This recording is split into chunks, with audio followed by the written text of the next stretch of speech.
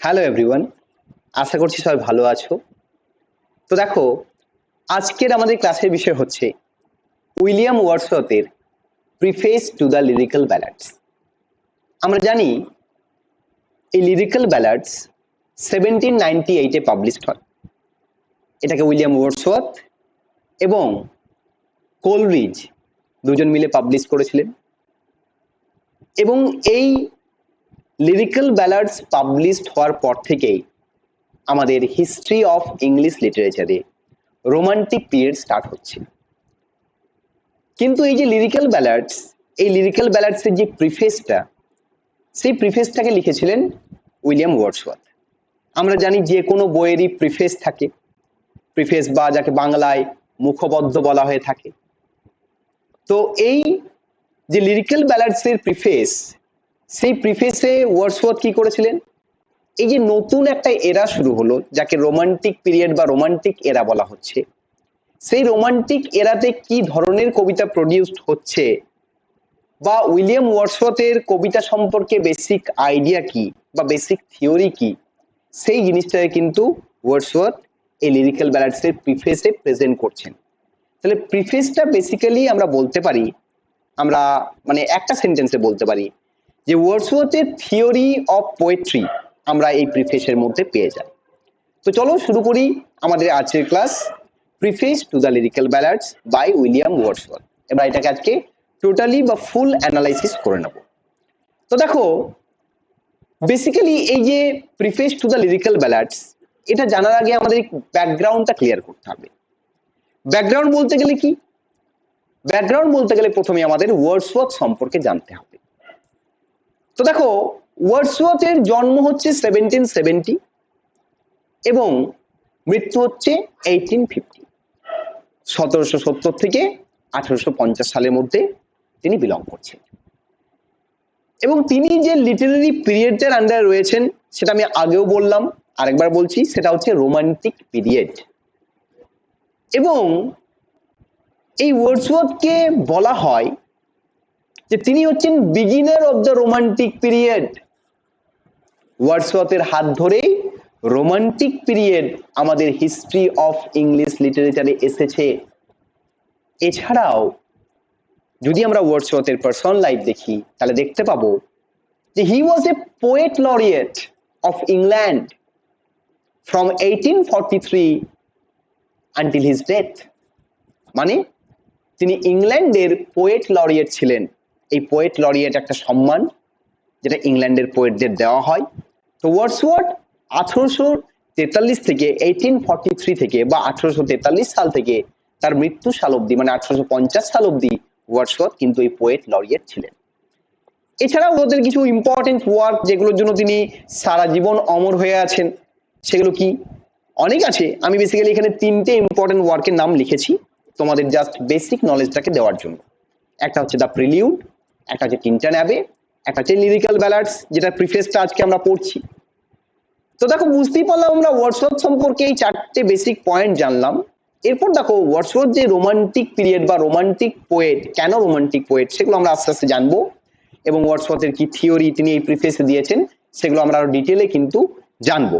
তাহলে আমরা বেসিক কয়েকটা পয়েন্ট ওয়ার্ডসওয়ার্থ সম্পর্কে জানলাম, যেগুলো আমাদের জানতে হয় যে কোনো রাইটিং পড়তে গেলে সেই রাইটার সম্পর্কে জানতে হয়।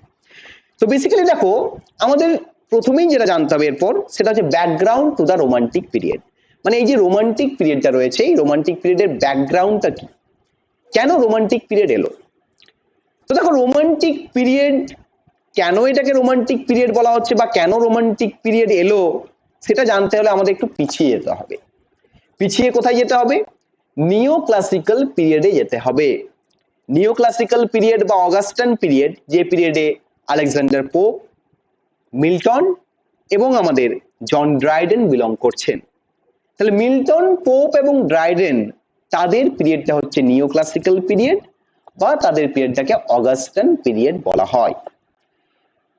আমরা যদি এই নিও ক্লাসিক্যাল রাইটারদের রাইটিং গুলো পড়ি, এই পোয়েট গুলোর রাইটিং গুলো পড়ি, তাহলে আমরা কি দেখতে পাবো?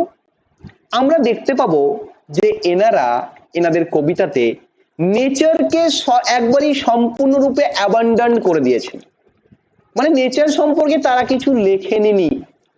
দেখো আমরা জানি মিল্টন লিখেছেন এপিক, ড্রাইডেন লিখেছেন বড় বড় স্যাটায়ার, আলেকজান্ডার পোপ লিখেছেন mock epic, rape of the lock, Milton paradise lost, আমাদের ড্রাইডেন অ্যাবসালম, অ্যাকিটোফেল, ম্যাকফ্রেডনো এইসব লিখেছে। তাহলে দেখো আমরা বুঝতেই পারছি যে নিওক্লাসিক্যাল রাইটাররা তারা কি করেছেন, তারা টোটালি নেচার থেকে অনেক দূরে সরে গেছেন। প্রায় 100 বছর এই নিওক্লাসিক্যাল পিরিয়ডটা আছে এবং এই 100 বছর ধরে নেচারের কোনো টাচ নেই, সাধারণ বিষয়ের কোনো আলোচনা নেই, টোটালি সফিস্টিকেটেড একটা এলিভেটেড একটা ভাষা বা এলিভেটেড একটা রাইটিং নিয়ে লেখালেখি হচ্ছে কোথায়, এই নিওক্লাসিক্যাল পিরিয়ডে। এখানে টোটালি সফিস্টিকেশন আমরা দেখতে পাচ্ছি, রাইটিং এ দেখতে পাচ্ছি, থিমে দেখতে পাচ্ছি, সাবজেক্ট ম্যাটারে দেখতে পাচ্ছি, ইচ অ্যান্ড এভরি পয়েন্টে এরা কিন্তু নেচার থেকে বা সিম্পলিসিটি থেকে অনেক দূরে। তাহলে বুঝতেই পারছো একটা এত বছরের পিরিয়ড, নিওক্লাসিক্যাল পিরিয়ড টোটালটা বা অগাস্টান পিরিয়ড টোটালটা, সেখানে কিন্তু নেচার টোটালি অ্যাবান্ডন্ড হয়ে গেছে, নেচার কিন্তু পরিত্যক্ত হয়ে গেছে, নেচার নিয়ে এই কবিরা আলোচনা করছেন না। এরপরে কি হচ্ছে, এই পিরিয়ডটা চলতে চলতে, এই পিরিয়ডটা যখন শেষ হচ্ছে নিওক্লাসিক্যাল পিরিয়ডটা, ঠিক সেই সময় শুরু হচ্ছে আমাদের আরো একটা পিরিয়ড যার নাম হচ্ছে ট্রানজিশন পিরিয়ড বা পিরিয়ড অফ চেঞ্জ বা পিরিয়ড অফ দ্য প্রি রোমান্টিক্স, যেখানে উইলিয়াম ব্লেক, আমাদের গ্রে, উইলিয়াম কলিন্স এই সমস্ত পোয়েট বিলং করছেন।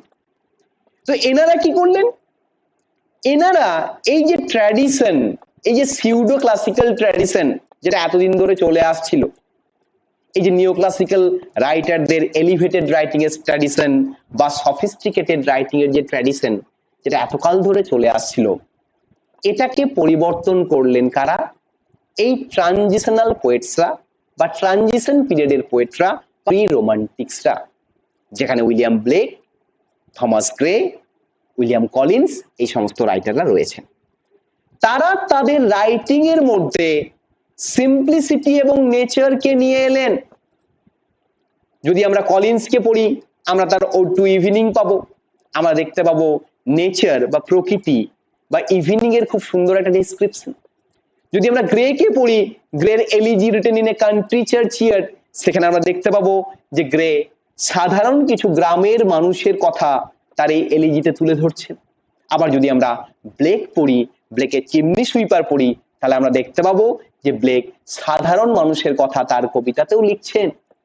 তাহলে এই কবিরা কি করলেন, এই সফিস্টিকেশন থেকে বেরিয়ে এলেন, যে সফিস্টিকেশনটা ক্রিয়েট করেছিল কারা, নিওক্লাসিক্যাল বা অগাস্টান পিরিয়ডের রাইটাররা, আমাদের পোপ, মিল্টন, ড্রাইডেনরা, সেখান থেকে বেরিয়ে এলেন কারা, এই প্রি রোমান্টিক বা ট্রানজিশনাল পোয়েটসরা। সেই কারণে এনাদেরকে প্রি রোমান্টিক বা ট্রানজিশনাল পোয়েটস বলা হয়। ট্রানজিশন কথাটা মানেই হচ্ছে চেঞ্জ, পরিবর্তন। তাহলে এনারা কি করলেন, পরিবর্তন করলেন। এতদিন ধরে যে একটা সিউডো ক্লাসিক্যাল ব্যাপার চলছিল, সেই ব্যাপারটার পরিবর্তন নিয়ে এলেন কারা, আমাদের এই রাইটার গুলো যারা প্রি রোমান্টিক রাইটার। এদের হাত ধরে কি হলো, রোমান্টিক পিরিয়ডের সূচনা হলো। মানে এনারা রোমান্টিক পিরিয়ডের যে ফায়ারটাকে ইগনাইট করে ছেড়ে দিলেন এবং পরবর্তী ক্ষেত্রে ওয়ার্ডসওয়ার্থ, কোলরিজ, কিটস এনারা সবাই কি করলেন, এই রোমান্টিক ট্র্যাডিশনটাকে চালিয়ে নিয়ে গেলেন। আর দেখো ব্যাকগ্রাউন্ডে আরো একটা পয়েন্ট জানতে হয়, সেটা হচ্ছে 1789 এর ফ্রেঞ্চ রেভলিউশন। দেখো এই ফ্রেঞ্চ রেভলিউশনের মেন মোটো ছিল লিবার্টি, ইকুয়ালিটি অ্যান্ড ফ্র্যাটার্নিটি। এই লিবার্টি, ইকুয়ালিটি অ্যান্ড ফ্র্যাটার্নিটি, এই যে ফ্রেঞ্চ রেভলিউশনের এই যে মোটোটা, এই মোটো কিন্তু ইন্সপায়ার করেছিল ওয়ার্ডসওয়ার্থকে।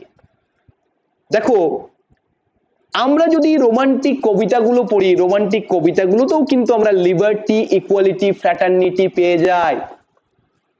দেখো সিউডো ক্লাসিক্যালরা বা সিউডো ক্লাসিক পোয়েটরা, তারা শুধুমাত্র সফিস্টিকেটেড সাবজেক্ট ম্যাটার নিয়ে লিখছেন, এলিভেটেড সাবজেক্ট ম্যাটার নিয়ে লিখছেন, হাই সাবজেক্ট ম্যাটার নিয়ে লিখছেন।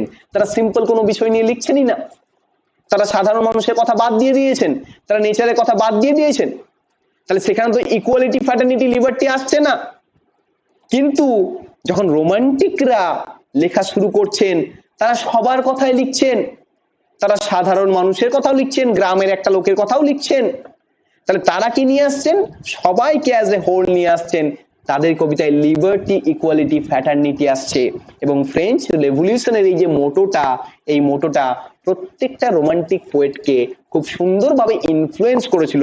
দ্যাটস ওয়াই তাদের কবিতাতেও আমরা এই লিবার্টি, ইকুয়ালিটি, ফ্র্যাটার্নিটি পেয়ে থাকি। তাহলে এটা হচ্ছে ব্যাকগ্রাউন্ড বেসিক্যালি রোমান্টিক পিরিয়ডের। এই ব্যাকগ্রাউন্ডটার উপর বেস করে কিন্তু রোমান্টিক পিরিয়ড রয়েছে। প্রথমে হচ্ছে আমাদের নিও ক্লাসিক্যাল রাইটাররা যারা নেচারকে অ্যাবান্ডন করেছিলেন, তারপর আমাদের প্রি রোমান্টিক রাইটাররা যারা নেচারের টাচ দিয়েছিলেন, সিম্পলিসিটির টাচ দিয়েছিলেন তাদের রাইটিং এ, এবং তারপর 1789 এর ফ্রেঞ্চ রেভলিউশন, যে ফ্রেঞ্চ রেভলিউশন ইফেক্ট করলো কাদের মধ্যে, আমাদের রোমান্টিক রাইটারদের মধ্যে। এবং সেখান থেকে এই মোটো থেকে ইন্সপায়ার হয়ে তারাও কিন্তু তাদের কবিতায় এই লিবার্টি, ইকুয়ালিটি, ফ্র্যাটার্নিটি এবং নেচারকে অ্যাম্পলিফাই এবং গ্লোরিফাই করলেন।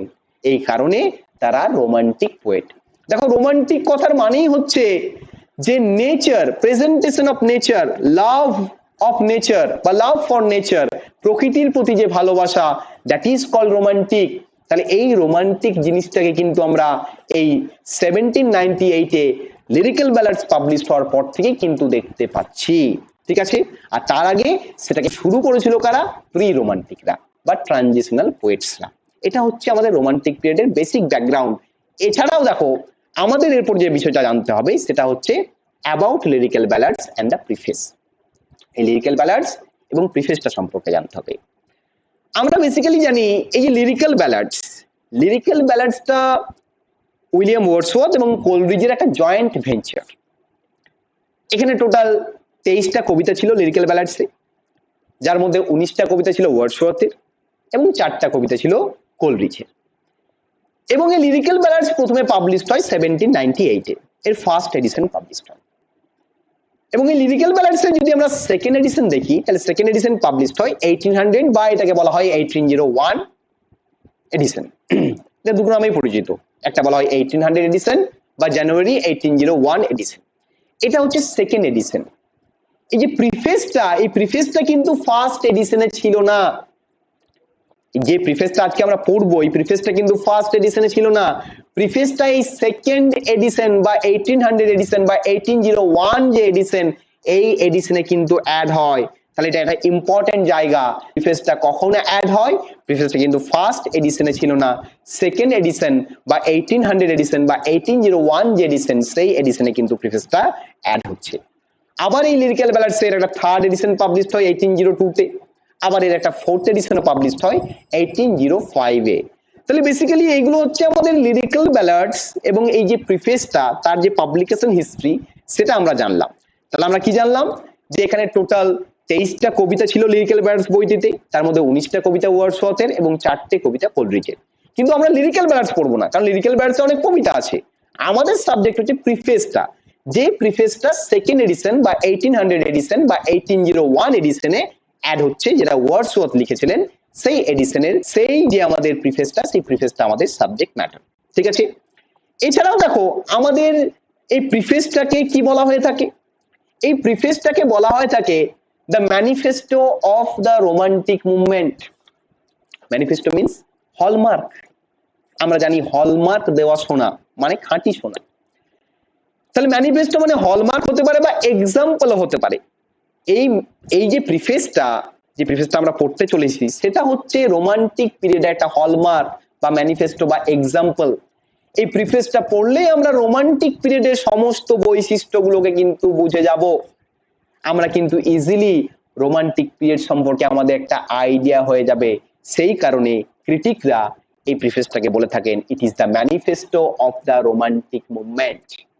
আর দেখো, এই প্রিফেসের যদি মেইন আইডিয়াটা আমরা ধরতে যাই, তাহলে মেইন আইডিয়াটাকে আমরা ওয়ার্ডসওয়ার্থেরই একটা কথা দিয়ে বলতে পারি, ইমোশনস রিকালেক্টেড ইন ট্রাঙ্কুইলিটি। এটাই হচ্ছে প্রিফেসে দেখিয়েছেন। প্রিফেস বুঝিয়েছে আমাদেরকে যে কবিতা কি হতে পারে, কবিতার সাবজেক্ট ম্যাটার কি হতে পারে, কবিতার বিষয়বস্তু, কবিতার ভাষা, কবিতার মিটার, কবিতার এভরিথিং কেমন হওয়া উচিত। এই যে নতুন ধরনের একটা কবিতা এলো, নতুন ধরনের একটা এজ এলো, এই যে কেমন ধরনের কবিতা আসছে, এটা মানুষের কাছে স্ট্রেঞ্জ লাগতেই পারে। দেখো, নতুন হঠাৎ করে নিও ক্লাসিক্যাল থেকে হঠাৎ করে নতুন ধরনের কবিতা মানুষ না মানতেই পারে, না অ্যাকসেপ্ট করতেই পারে। তাহলে সেই কারণে ওয়ার্ডসওয়ার্থ তার পিপলদের, তার অডিয়েন্সদের, তার রিডারদের অ্যাওয়ার করে দিলেন তার প্রিফেসের মাধ্যমে এবং বুঝিয়ে দিলেন যে তোমরা দেখে নাও কি ধরনের কবিতা আসতে চলেছে, আমরা এই কবিতাগুলোতে কোন সাবজেক্ট ম্যাটার বা কি বিষয় নিয়ে আলোচনা করতে চলেছি। দ্যাটস ওয়াই কিন্তু প্রিফেসটা লেখা হয়েছিল এবং পরবর্তী ক্ষেত্রে এই প্রিফেসটাই কিন্তু একটা থিওরিতে পরিণত হয়ে যায়। কিসের থিওরিতে? ওয়ার্ডসওয়ার্থের থিওরি অফ পোয়েট্রিতে পরিণত হয়ে যায়। ঠিক আছে, তাহলে দেখো আমরা ব্যাকগ্রাউন্ডে এই বিষয়গুলো জানলাম। এরপর আমাদের যেটা জানতে হবে main ideas in the preface. প্রিফেসটাতে মেইন সাবজেক্ট ম্যাটার কি রয়েছে? দেখো এই প্রিফেসটাতে ওয়ার্ডসওয়ার্থ 5টা মেইন জিনিস নিয়ে আলোচনা করছেন। ঠিক আছে, আমরা প্রথমেই বলেছি যে এই প্রিফেসটা ওয়ার্ডসওয়ার্থের যে পোয়েট্রি থিওরি সেই থিওরিটাকে প্রেজেন্ট করছে এবং এই প্রিফেসে তিনি 5টা মেইন সাবজেক্ট ম্যাটার নিয়ে ডিল করছেন। কি কি? একটা হচ্ছে হোয়াট ইজ পোয়েট্রি বা definition of poetry according to the Wordsworth, according to Wordsworth, sorry the Wordsworth নয়, অ্যাকর্ডিং টু ওয়ার্ডসওয়ার্থ। সেকেন্ড হচ্ছে কি হু ইজ এ পোয়েট বা definition of a poet according to Wordsworth. আর হচ্ছে কি language and meter of poetry, আর হচ্ছে subject matter of poetry, আর হচ্ছে পারপাস বা ফাংশন অফ পোয়েট্রি। তাহলে এই 5টা বিষয়কে কিন্তু আমরা প্রিফেসে পেয়ে যাব। কি কি পাবো? একটা পাবো ডেফিনেশন অফ পোয়েট্রি, একটা পাবো ডেফিনেশন অফ এ পোয়েট, একটা পাবো language and subject matter of poetry, একটা পাবো কি পারপাস বা ফাংশন অফ পোয়েট্রি। তাহলে এই 5টা সাবজেক্ট আমরা পাচ্ছি। এই 5টা জিনিসই কিন্তু প্রিফেসের মেইন ম্যাটার। এই 5টা জিনিসকে আমরা অ্যানালাইসিস করে নিলেই ফুল প্রিফেসটা কিন্তু আমাদের কাছে হয়ে যাবে। তাহলে দেখো আমরা এতক্ষণ কি জানলাম? আমরা এতক্ষণ জানলাম ওয়ার্ডসওয়ার্থ সম্পর্কে এবং এছাড়াও আমরা ব্যাকগ্রাউন্ডটা জানলাম যে কিভাবে রোমান্টিক পিরিয়ড এলো। দেখো রোমান্টিক পিরিয়ড আসার আগে নিও ক্লাসিক্যাল পিরিয়ড জানলাম, সেখানে রাইটাররা রোমান্টিক বা সিম্পলিসিটিকে অ্যাবান্ডন করে দিয়েছিলেন। পরবর্তী ক্ষেত্রে প্রি রোমান্টিকরা একটু টাচ দিলেন এবং তারপর ফ্রেঞ্চ রেভেন যেটা ইনফ্লুয়েন্স করলো নতুন রাইটারদের, এবং ওয়ার্ডসওয়ার্থ, কোলরিজ তারা কিন্তু টোটালি একটা নতুন সাবজেক্ট ম্যাটারকে প্রেজেন্ট করলেন, যেখানে সিম্পলিসিটি সাধারণ বিষয় নিয়ে আলোচনা করলেন, প্রকৃতি নিয়ে আলোচনা করলেন। সেটাই হলো রিটার্ন টু নেচার বা রোমান্টিক পিরিয়ড। ঠিক আছে, তাহলে দেখো আমরা এরপর চলে যাই এই প্রিফেসটাতে আলোচনাতে। আমরা জেনে গেলাম এই প্রিফেসের 5টা মেইন সাবজেক্ট ম্যাটার নিয়ে তিনি ডিল করছেন। এরপর আমরা এই 5টা পয়েন্টকে এক এক করে অ্যানালাইসিস করব, তাহলেই আমাদের পুরো প্রিফেসটা ক্লিয়ার হয়ে যাবে, প্রিফেসের সাবজেক্ট ম্যাটার ক্লিয়ার। তো দেখো প্রিফেসের প্রথমেই ওয়ার্ডসওয়ার্থ যে আলোচনা করছেন সেটা হচ্ছে কি হোয়াট ইজ পোয়েট্রি বা ডেফিনেশন অফ পোয়েট্রি। তাহলে দেখো ওয়ার্ডসওয়ার্থ কবিতাকে কি বলছেন? তিনি বলছেন poetry is the spontaneous overflow of powerful feelings. তাহলে ওয়ার্ডসওয়ার্থ বলছেন যে poetry is the spontaneous overflow of powerful feelings. তাহলে কবিতা কেমন জিনিস? একটা স্পন্টেনিয়াস ওভারফ্লো হবে। পোয়েট্রি একটা স্পন্টেনিয়াস ওভারফ্লো হবে। কোথা থেকে স্পন্টেনিয়াস ওভারফ্লোটা হবে? Poetry has its origin in emotions recollected in tranquillity. তোমার মনের শান্ত জায়গায়, তোমার মনের গভীরে যে ইমোশন গুলো লুকিয়ে আছে, যে ইমোশন গুলো কালেক্টেড হয়ে আছে, তুমি মনে করো একটা পাহাড় দেখে তুমি ইমোশনাল হয়ে গেলে, তুমি আনন্দিত হলে, সে আনন্দের ইমোশনটা তোমার মনের মধ্যে লুকিয়ে আছে এবং সেটা যখন ঝরঝর করে বেরিয়ে আসবে, সেটাকে তুমি যখন লিখে ফেলবে, that is poetry according to Wordsworth. কিন্তু নিও ক্লাসিক্যালরা সেটা মনে করতেন না। নিও ক্লাসিক্যাল বা সিউডো ক্লাসিক্যাল বা অগাস্টান রাইটাররা, মিল্টন পোপ ড্রাইডেনরা মনে করতেন না, কবিতা কখনো স্পন্টেনিয়াস ওভারফ্লো হতে পারে না। কবিতা লিখতে গেলে অনেক পড়াশোনা, অনেক জ্ঞান, অনেক নলেজ গ্যাদার করে তারপর লিখতে হবে। প্যারাডাইস লস্ট পড়লেই বুঝতে পেরে যাবে যে কত জ্ঞান, কত নলেজ, কত কিছু ইনফরমেশন গ্যাদার করে মিল্টন লিখেছেন। কিন্তু ওয়ার্ডসওয়ার্থ বলছেন না, পোয়েট্রি কি তোমার মনের ভেতরকার আত্মপ্রকাশ। তিনি বলেই দিচ্ছেন যে poetry totally internal passion. Poetry totally internal passion. এই কোনো এক্সটার্নাল জিনিস তোমাকে ইনফ্লুয়েন্স করবে বা তোমাকে এক্সটার্নাল কোনো বই টই পড়ে করতে হবে না। তোমাকে এক্সটার্নাল নেচার তোমাকে ইন্সপায়ার করলো, তোমাকে কোনো সাধারণ মানুষ ইন্সপায়ার করলো, তোমাকে কোনো দৃশ্য ইন্সপায়ার করলো, তুমি সেই ইন্সপায়ার হয়ে সেটা, সেই ফিলিংটা তোমার মনের মধ্যে ঢুকে থাকলো এবং সেটাই মন থেকে যখন তুমি বার করলে, সেটাই হয়ে গেল তোমার কবিতা। তাহলে ওয়ার্ডসওয়ার্থ কবিতাকে ডিফাইন করে দিলেন কিভাবে? Poetry is the spontaneous overflow of powerful feelings. এবং এই পাওয়ারফুল ফিলিংসটা কোত্থেকে আসছে? এই ওভারফ্লোটা করছে has its origin in the emotions recollected in tranquillity. তোমার ভেতরে যে ইমোশনটা, তোমার ট্রাঙ্কুইল জায়গাতে, তোমার শান্ত জায়গাতে মনের যে ইমোশনটা রয়েছে, সেটাই যখন স্পন্টেনিয়াসলি বেরিয়ে আসবে ঝরঝর করে, দ্যাট ইজ কবিতা। That is poetry. সেটাই হচ্ছে স্মুথ, সেটাই হচ্ছে পারফেক্ট। তো তিনি এইভাবে কবিতাকে ডিফাইন করলেন। ঠিক আছে, এটা হচ্ছে ফার্স্ট পয়েন্ট। সেকেন্ড পয়েন্ট কি? সেকেন্ড পয়েন্ট হচ্ছে ডেফিনেশন অফ এ পোয়েট। তাহলে ওয়ার্ডসওয়ার্থ কি বলছেন? A poet is a man speaking to men endued with more lively sensibility. In other words, a poet has a greater knowledge of human nature and a more comprehensive soul than one supposed to be common among mankind. The poet is a man pleased with his own passions and volitions and a man of greater emotions and expressions. তা তিনি প্রথমেই বলে দিলেন, a poet is a man speaking to men endued with more lively sensibility. তাহলে একজন কবি হবেন কি? একজন ম্যান। ম্যান মানে সাধারণ মানুষ, simple man. And speaking men, কাদের কথা বলবেন? সাধারণ মানুষের কথা বলবেন। তাহলে একজন কবি হবেন সাধারণ মানুষ এবং তিনি অন্যান্য সাধারণ মানুষের কথা আমাদের কাছে তুলে ধরবেন। এবং একজন কবির মধ্যে গ্রেটার নলেজ থাকবে এবং তার যে সোল, তার ইনার থট, সেটা কেমন হবে? কম্প্রিহেন্সিভ। এবং এই কবিতার মধ্যে ওন ইমোশন থাকবে, কবির মধ্যে own emotion, own passion, own volition থাকবে। কবি একজন সিম্পল মানুষ, তার মধ্যে ফিলিং বেশি থাকবে। তিনি কি করবেন? সাধারণ মানুষের কথা সাধারণ ভাষাতে খুব সুন্দর করে তুলে ধরবেন। This is it. একজন পোয়েট মানে কখনোই কমপ্লেক্স ভাষা ইউজ করবেন না। এটা ওয়ার্ডসওয়ার্থ মনে করতেন। কারণ আজ দেখো, আমরা প্রিফেসে প্রথমেই বলেছি যে প্রিফেস ওয়ার্ডসওয়ার্থের থিওরি অফ পোয়েট্রিটাকে প্রেজেন্ট করে। তাহলে সেই কারণে এখানে আমরা যে কথাগুলো জানছি, এটা অন্য কোনো রাইটারের সাথে মতবিরোধ হতেই পারে, এটা কিন্তু ওয়ার্ডসওয়ার্থের কথা। ওয়ার্ডসওয়ার্থ বলছেন যে কবি একজন সাধারণ মানুষ, তিনি অন্যান্য সাধারণ মানুষের কথা বলতে চাইবেন বা বলবেন, এবং তার মধ্যে কি থাকবে? একটা লাইভলি সেন্সিবিলিটি থাকবে। তিনি প্রচন্ড সেন্সিবল মানুষ হবেন। ঠিক আছে, তাহলে এইভাবে তিনি পোয়েটকে ডিফাইন করলেন। থার্ড কি ছিল? থার্ড ছিল language and metre of poetry. Wordsworth বললেন তাহলে কবিতায় কি ল্যাঙ্গুয়েজ, কি মিটার ব্যবহার হবে? তিনি বললেন ordinary language of humble man বা রাস্টিক পিপল। তাহলে কবিতার ভাষা হবে রাস্টিক অ্যান্ড অর্ডিনারি। এখানে কিন্তু কোনো জটিল ভাষা হবে না।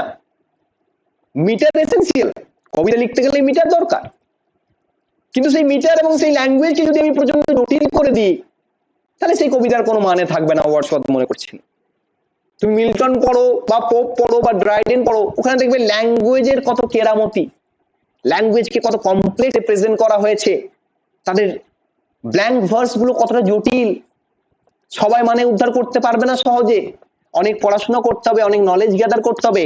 ওয়ার্ডসওয়ার্থ বলছেন না, এরকম করলে হবে না। ল্যাঙ্গুয়েজ এবং মিটার কেমন হবে? Ordinary language of humble man বা রাস্টিক পিপল। রাস্টিক মানে কি? গ্রাম্য, সাধারণ। গ্রাম্য মানুষদের যে ভাষা, হাম্বল মানুষদের যে ভাষা, সাধারণ মানুষদের যে ভাষা, যে ভাষা ক্লোজলি রিলেটেড টু সিম্পলিসিটি, সেই ভাষাটাকেই ইউজ করতে হবে। আর তিনি মিটার ইউজ করতে বলছেন, বাট মিটারের প্রতি তুমি যদি বায়াস হয়ে যাও, তুমি যদি প্রচন্ড পরিমাণে মিটারকেই দেখাতে শুরু করলে, তোমার কবিতায় বিভিন্ন জটিল মেট্রিক্যাল ডিভিশনস করতে শুরু করলে, সেটা কিন্তু ভালো কবিতা হতে পারে না অ্যাকর্ডিং টু ওয়ার্ডসওয়ার্থ। ওয়ার্ডসওয়ার্থ বলছেন সিম্পল মিটার ইউজ করো, যেটা এসেনশিয়াল সেটা ব্যবহার করো, এবং ভাষা সবসময় অর্ডিনারি পিপলদের ভাষা ব্যবহার করো, তাহলেই কিন্তু সেটা খুব সুন্দর একটা কবিতা হয়ে দাঁড়াবে। সেটাই হচ্ছে আমাদের কবিতার language and metre according to Wordsworth. তাহলে ওয়ার্ডসওয়ার্থ ল্যাঙ্গুয়েজ এবং মিটার সম্পর্কে এই পয়েন্টগুলো বললেন। নেক্সট কি আছে দেখো, নেক্সট হচ্ছে সাবজেক্ট ম্যাটার অফ পোয়েট্রি। তো তিনি সাবজেক্ট ম্যাটার নিয়ে তিনি কি বলছেন? It is the honourable characteristics of poetry that its materials are to be found in every subject which can interest the human mind. তাহলে দেখো, আমরা একটু পড়ে দিই এটা, তারপর আমি অ্যানালাইসিস করছি। According to Wordsworth, the subject matter of poetry comes from the passions and emotions of human beings, the events of human life and the natural world. Wordsworth prefers to write about common situations and events in the language of common people. It is the honorable characteristic of poetry that its materials are to be found in every subject which can interest the human mind. Wordsworth extends the scope of poetry by bringing within its folds themes chosen from humble and common life. তাহলে Watson বলছেন যে কবিতার subject matter কিন্তু জটিল subject matter দরকার নেই, বিরাট elevated বিরাট sophisticated পিপলদের নিয়ে লেখা বা সফিস্টিকেটেড সাবজেক্ট ম্যাটার দরকার নেই, গ্র্যান্ড সাবজেক্ট ম্যাটার দরকার নেই। সাবজেক্ট ম্যাটার কেমন দরকার? যেটা হিউম্যান মাইন্ডে পাওয়া যায়, যে সাবজেক্ট গুলো নেচারের সাথে রিলেটেড, যেগুলো আমরা হিউম্যান লাইফে পেয়ে যাচ্ছি, ন্যাচারাল ওয়ার্ল্ডে পেয়ে যাচ্ছি, যেটা কমন লাইফে পেয়ে যাচ্ছি, সাধারণ মানুষের মধ্যে পেয়ে যাচ্ছি, রাস্টিক সাবজেক্ট ম্যাটার। আমরা ইন এ ওয়ার্ড বলতে পারি the subject matter of poetry should be the rustic subject matter, গ্রাম্য, related to nature, simple or simplicity and simplicity. This is the main motto of romantic. This is the main motto of romantic movement. Simplicity and simplicity and simplicity. তোমরা যখন American literature পড়বে, ট্রান্সেন্ডেন্টালিজম পড়বে, তোমরা যখন Henry David থরিউকে পড়বে, তখন এই বিষয়টা আরো ভালো জানতে পারবে। এমারসনকে পড়বে, তখন আরো ভালো জানতে পারবে যে সেখানে তারা বলছে যে মানুষের মেইন মোটো হওয়া উচিত কি, আমাদের সিম্পলিসিটি, সিম্পলিসিটি অ্যান্ড সিম্পলিসিটি। তাহলে বুঝতেই পারছো ওয়ার্ডসওয়ার্থ বলছেন যে কবিতায় কি হবে, কবিতার ম্যাটেরিয়াল আমাদের এভরিডে লাইফ থেকে আমাদের তুলে ধরতে হবে। আমাদের দরকার নেই এলিভেটেড সাবজেক্ট ম্যাটার, আমাদের সফিস্টিকেটেড, আমাদের গ্র্যান্ড সাবজেক্ট ম্যাটার দরকার নেই। আমরা কমন এভরিডে লাইফ থেকে যেটা তুলে পাবো, যেটা পাবো সেটাই আমাদের কবিতার সাবজেক্ট ম্যাটার। সেখানে আমি একটা রাখালের গল্পও লিখতে পারি, একটা ঘাস কাটুরের কবিতাও লিখতে পারি, কিছু ঘাস ফুলের কথাও লিখতে পারি, একটা নাইটিঙ্গেল পাখিরও কথা লিখতে পারি, একটা স্কাইলার্ক পাখিরও কথা লিখতে পারি, একটা ঝড়ের কথাও লিখতে পারি, সন্ধ্যেবেলার কথাও লিখতে পারি। তাহলে ওয়ার্ডসওয়ার্থ বলেই দিয়েছেন যে সাবজেক্ট ম্যাটার আমাদের এভরিডে লাইফ এবং কমন লাইফ থেকে নিতে হবে, রাস্টিক সাবজেক্ট ম্যাটার হবে। এটা হচ্ছে ওয়ার্ডসওয়ার্থের মানে প্রিফেসের আরো একটা বিষয়, যেখানে তিনি কবিতার সাবজেক্ট ম্যাটার গুলোকে প্রেজেন্ট করলেন। নেক্সট কি, নেক্সট হচ্ছে পারপাস বা ফাংশন অফ পোয়েট্রি। তাহলে ওয়ার্ডসওয়ার্থ কি বলছেন? According to Wordsworth, poetry is a breed and final spirit of all knowledge, the impassioned expression that is in the countenance of all signs. Poetry seeks to ennoble and edify. It is the morning star which throws its radiance through the gloom and darkness of life. Poetry is the instrument for the propagation of moral thoughts. Poetry needs no tears such as angels weep, but natural and human tears. তাহলে Wordsworth বলছেন যে কবিতা হচ্ছে যে কোনো নলেজের একটা final spirit বা breed. কবিতার মধ্যে একটা আমরা কি দেখতে পাই, একটা ইমপ্রেশন এক্সপ্রেশন দেখতে পাই, যেটা যে কোনো অন্য যে কোনো সায়েন্সে বা অন্য যে কোনো সাবজেক্টে তুমি দেখতে পাবে না। কবিতা কি তোমার মরাল থটকে আরো বেশি এনাবল করে। কবিতার জন্য কোনো দুঃখের দরকার নেই, কবিতা কোনো দুঃখ দেয় না, কবিতা পড়ে তুমি বরং আনন্দ পাবে, তোমার মন স্যাটিসফাইড হবে। কবিতা কি আমাদের ন্যাচারাল বা আমাদের হিউম্যান যে ফিলিং, টিয়ার্স মিনস এখানে আঁসু নয়, কিন্তু আমাদের অশ্রু নয়, টিয়ার্স মিনস ফিলিং। তাহলে আমাদের যে ন্যাচারাল ফিলিং বা হিউম্যান ফিলিং বা থটস বা ইমোশন, সেটাকে প্রেজেন্ট করাই হচ্ছে কবিতার কাজ। তাহলে প্রিফেসের 5 নাম্বার পয়েন্ট বা লাস্ট পয়েন্টে আমরা জানতে পেলাম, কি জানতে পারলাম? জানতে পারছি যে কবিতা হচ্ছে একটা ফাইনাল সেন্টিমেন্ট রয়েছে, ফাইনাল স্পিরিট রয়েছে, যে স্পিরিটটা হিউম্যান বিংকে কি করে, ইম্প্যাশন করে তোলে, আরো বেশি মোরাল করে তোলে, আরো বেশি মানুষকে এনাবল তৈরি করে তোলে। তিনি বলছেন যে এটা হচ্ছে একটা ধ্রুব তারার মতো। ধ্রুব তারা যেমন ঝড়ে হারিয়ে যাওয়া নাবিকদের পথ দেখায়, ঠিক সেই রকমই কবিতা মানুষের অন্ধকারকে মানে দূর করে আলো দেখায়। দেখো খুব সুন্দর কথা, আমাদের অনেকগুলো কথা মনে করিয়ে দিচ্ছে। একটা হচ্ছে উইলিয়াম শেক্সপিয়ারের কথা। উইলিয়াম শেক্সপিয়ার এক জায়গায় বলছেন তার একটা সনেটে যে it is a star to every wandering bark.